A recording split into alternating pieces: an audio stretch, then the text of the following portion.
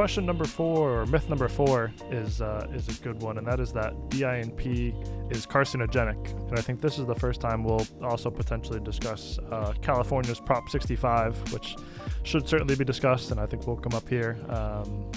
But yeah, so question number 4, and I believe this one's for Nadine, is that DINP is carcinogenic. Yes, as a toxicological expert, I will say something about that. And first of all, I want to clarify that DINP is not classified as carcinogenic for human health in any country worldwide. And yeah, because plasticizers are so widely used, they have undergone extensive evaluations,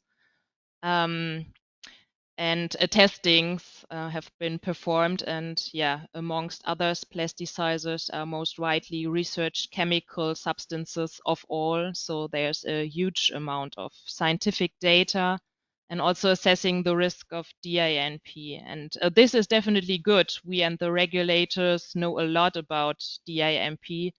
And the data also covers the testing for carcinogenicity endpoints in animal studies, and this is a standard approach in toxicology in general to test for several toxicological endpoints in animal studies. And again, DINP is thoroughly studied and rated by numerous scientific panels, not to pose a risk or a hazard to human health. But however, as you mentioned, Ben, it's true that DINP was listed under California Proposition 65 with a claim known to cause cancer in rodents. But this might be a bit confusing that a substance is assessed to be non-hazardous and being not carcinogenic. And at the same time, there's the claim and the listing under California Proposition cause cancer in rodents. And yeah, this listing is due to the fact that there's reported carcinogenicity in animal studies with rodents. So that is true. But these kind of effects that are reported are not relevant for the human.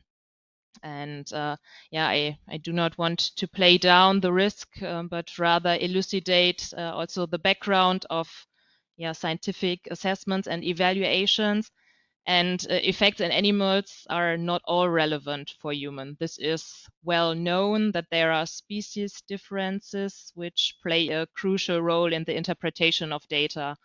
We have to keep in mind that a rat is not 100% identically equal to a human. And there are also predefined and scientifically justified criteria to be applied to assess the relevance of effects that were reported in animals and to assess it for the human carcinogenicity interpretation.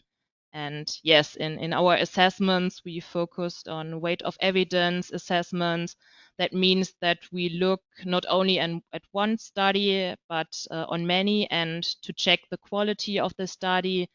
And very important, to elucidate mode of actions of toxicological and adverse effects. And here, this is the case for the carcinogenicity. And it was evaluated and assessed that the effects in the animal studies were not relevant or are not relevant for human.